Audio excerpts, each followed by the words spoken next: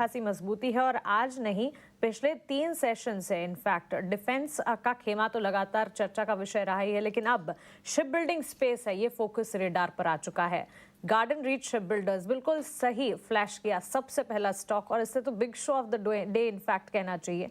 10% की तेजी के साथ इस स्टॉक में ट्रेड देखने को मिल रहा है। इसके अलावा शिप बिल्डिंग स्पेस में कोचीन शिपयार्ड, मैसगांव डॉक, इन दोनों स्टॉक्स पर भी नजर रहनी चाहिए, बिकॉज वहां पर भी अच्छा खासा एक्शन, करीब 7% की गेंस। और पिछले 5 ट्रेडिंग सेशन की चाल इन स्टॉक्स की अगर आप देखेंगे तो समझ पाएंगे कि सिर्फ और सिर्फ एक हफ्ते में इन स्टॉक्स ने कितना अच्छा एक्शन दिखाया है।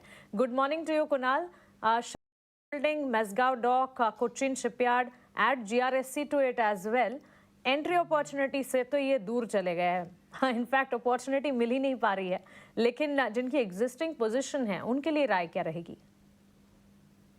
जी हाँ, आई थिंक एंट्री बहुत डिफिकल्ट होते जा रहा है इन स्टॉक्स में।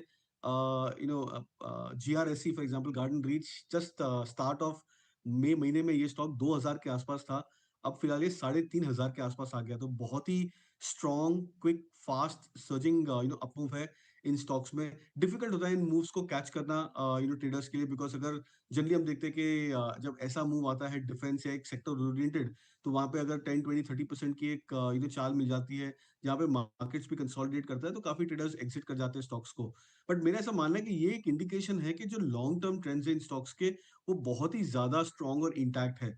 तो यहाँ पे जो स्ट्रैटेजी होनी चाहिए ट्रेडर्स की, वो होनी चाहिए कि स्टार्ट करिए बाय करने के लिए करंट लेवल्स पे, बट डिप्स का भी वेट कीजिए और डिप्स का फायदा उठाइए, बिकॉज बहुत बार ऐसा होता है कि जब 3-4-5% के माइनर डिप्स आते हैं, छोटे से करेक्शन आते हैं, तो बहुत बार ट्रेडर्स उस डिप्स को इग्नोर कर लेते हैं। मेरे अनुमान से आई थिंक इन फेजेस में डिप्स को अक्यूमुलेटिव स्ट्रैटेजी के हिसाब से लिया जाना चाहिए। तो बुलिश रहूंगा काफी इन डिफेंस स्टॉक्स पर और शिप बिल्डिंग नेम्स पे, बट बायोन डिप्स की सलाह रहेगी जीआरएससी पर।